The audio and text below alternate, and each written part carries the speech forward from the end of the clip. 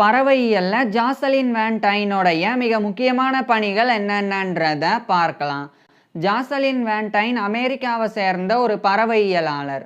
இவர் 1902 மே 11 அன்னைக்கு யுனைடெட் ஸ்டேட்ஸோடைய பென்சில்வேனியாவில் இருக்கிற பிலடெல்பியாவில் பிறந்தாங்க.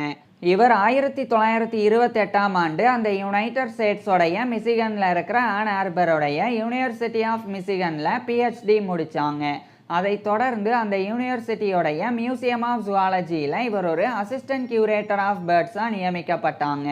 அப்போ சவுத் ஈஸ்ட் ஏசியாவுடைய ஃப்ரெஞ்ச் இண்டோ சைனான்ற பகுதிக்கு கெல்லி ரோசவெல்ட் ஏசியாட்டிக் எக்ஸ்பெடிஷன் அப்படின்ற ஒரு அறிவியல் பயணமானது புறப்பட்டது. அதாவது இன்றைய வியட்நாம், கம்போடியா, லாவோஸ் போன்ற நாடுகள் உள்ளடங்கிய பெரிய பகுதி தான் அந்த காலத்தில் ஃப்ரெஞ்ச் இண்டோ சைனா அப்படின்னு அழைக்கப்பட்டது. அங்கு புறப்பட்ட அந்த அறிவியல் பயணத்தில் ஜாசலின் வேன்டைனோ கலந்துக்கிட்டு அங்கே இருக்கக்கூடிய பறவைகளை பற்றி இவர் ஆய்வு செய்ய தொடங்கியிருந்தாங்க. அதாவது ஃப்ரெஞ்ச் இண்டோ சைனாவில் என்னென்ன வகையான பறவைகள் இருக்குது, எத்தனை பறவை இனங்கள் இருக்குது, அங்கே இருக்கக்கூடிய பறவைகளினுடைய உணவு பழக்க வழக்கம் என்ன, அதாவது அங்கே இருக்கக்கூடிய பறவைகளானது பூச்சிகளை சாப்பிடுமா, விதைகளை சாப்பிடுமா அல்லது பழங்களை சாப்பிடுமா, அதே சமயம் அங்கே இருக்கக்கூடிய பறவைகளானது எப்படி கூடு கட்டும், எப்படி இனப்பெருக்கம் பண்ணும், குறிப்பாக அங்கே இருக்கக்கூடிய பறவைகள் எப்போ இனப்பெருக்கம் பண்ணி எப்போ முட்டை போடும், எப்படி அது குஞ்சு பொரிக்கும், அதுக்கப்புறமா அந்த பறவைகளினுடைய எல்லை என்ன, அதே சமயம் அந்த பறவைகள் எப்படி நடந்துக்கும் அப்படின்னு ஒட்டுமொத்தமாக அந்த ஃப்ரெஞ்ச் இண்டோ சைனாவில் இருக்கக்கூடிய அத்தனை பறவை இனங்களை பற்றியும் இவர் ஆய்வு செஞ்சு வந்தாங்க.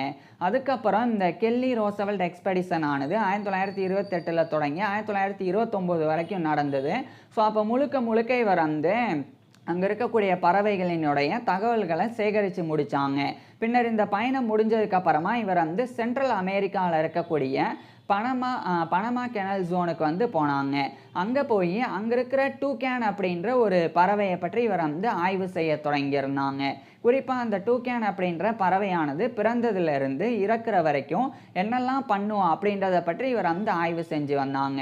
புரிகிற மாதிரி சொல்லணும்னா டூகேன் அப்படின்ற பறவையானது எப்படி இனப்பெருக்கம் பண்ணும், அதுக்கப்புறம் எப்படி முட்டை போட்டு அதிலிருந்து எப்படி குஞ்சு பொரித்து அதுக்கப்புறம் அந்த குஞ்சு எந்த மாதிரியான உணவுகளை ஆரம்பத்தில் சாப்பிடும், அதுக்கப்புறமா அந்த பறவைகளானது எப்படி உணவு தேடி போகும், அதுக்கப்புறம் அந்த பறவைகளானது எப்படி கூடு கட்டும், எப்படி நடந்துக்கும், அதே சமயம் அந்த பறவைகளினுடைய அந்த எல்லை என்ன அப்படின்னு ஒட்டுமொத்தமாக அந்த டூகேன் அப்படின்ற பறவைகளினுடைய முழு தகவல்களையும் இவர் ஆய்வு செஞ்சாங்க.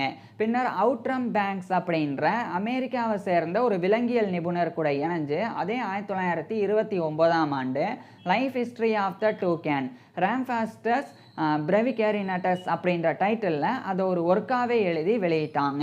அது ஒரு மோனோகிராஃபாக இருந்தது. அதாவது டூகேன் அப்படின்ற பறவையினுடைய ஒட்டுமொத்த தகவலானது அதில் இருந்தது. ஸோ அந்த ஒரு ஒர்க்கை இவர் பண்ணியிருந்தாங்க. அதுக்கப்புறமா 1930ஆம் ஆண்டு இவர் படித்த யூனிவர்சிட்டி ஆஃப் மிசிகனில் இவர் ஒரு இன்ஸ்ட்ரக்டர் இன் ஜுவாலஜியாக நியமிக்கப்பட்டாங்க. அதாவது விலங்கியலில் கற்பிப்பாளராக இவர் நியமிக்கப்பட்டாங்க. அதுக்கப்புறமா 1931ஆம் ஆண்டு இந்த கெல்லி ரோசவெல்ட் எக்ஸ்பெடிஷனில் இவர் கலந்துக்கிட்டு அந்த ஃப்ரெஞ்ச் இண்டோ சைனாவில் இவர் சேகரித்த தகவல்கள் அத்தனையுமே 1931ஆம் ஆண்டு Kelly Roosevelt expedition to French Indochina அப்படின்ற டைட்டிலில், குறிப்பாக birds of the Kelly Roosevelt expedition to French Indochina அப்படின்ற டைட்டிலில் ஒருக்காவே எழுதி வெளியிட்டாங்க. அதில் அந்த பகுதியை சார்ந்த பறவைகளினுடைய முழு தகவல்களை கொடுத்துருந்தாங்க. பின்னர் அதே 1931ஆம் ஆண்டு தான் அந்த university of Michigan museum of zoology அதனுடைய அசிஸ்டன்ட் கியூரேட்டர் ஆஃப் பேர்ட்ஸ் அப்படின்ற பொறுப்பில் இருந்து ஒரு கியூரேட்டர் ஆஃப் பேர்ட்ஸ் அப்படின்ற பொறுப்புக்கு பதவி உயர்வை பெற்றாங்க. இது மிகப்பெரிய ஒரு பதவி.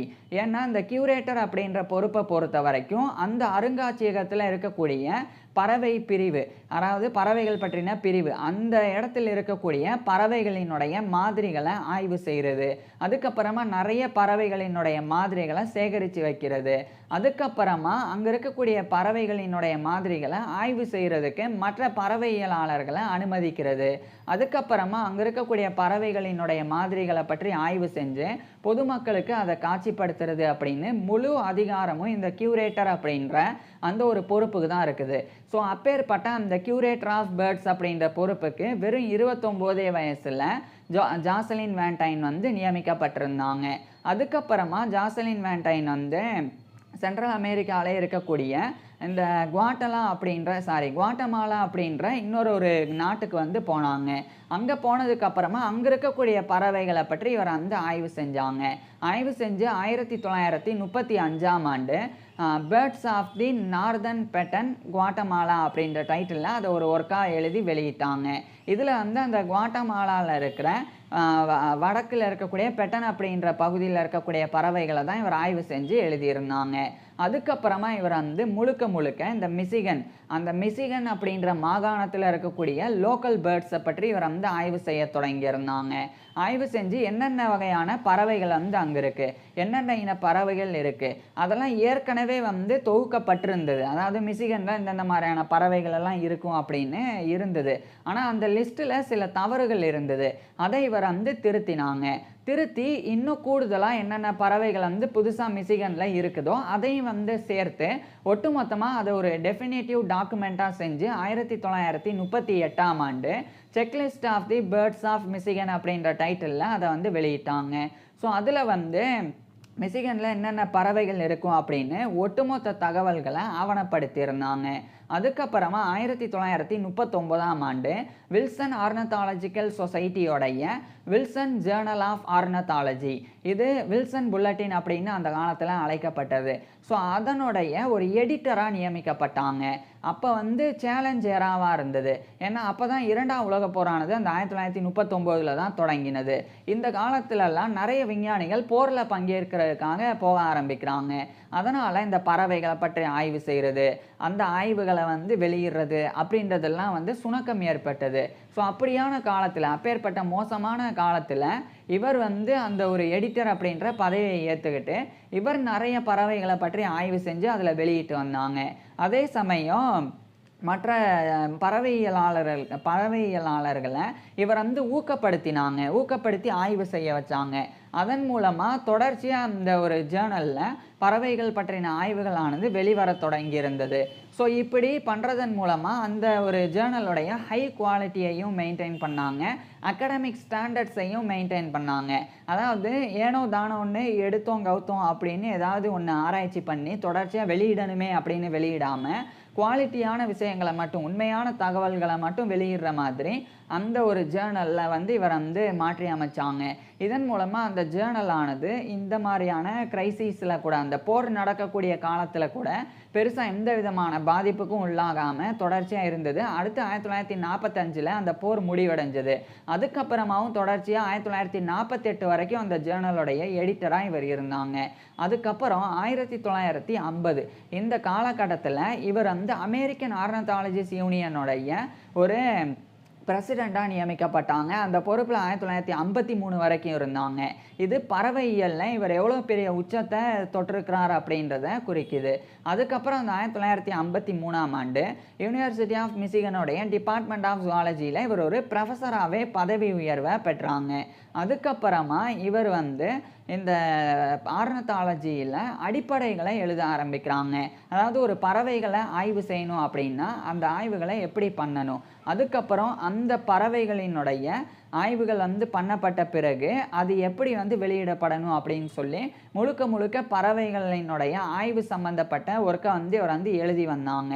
இதுக்கிடையில் இவர் வந்து கியூரேட்டர் ஆஃப் பேர்ட்ஸாக இருக்கக்கூடிய university of Michigan museum of zoology, அது வந்து மிகப்பெரிய ஒரு உச்சத்தை தொட ஆரம்பிச்சிருந்தது.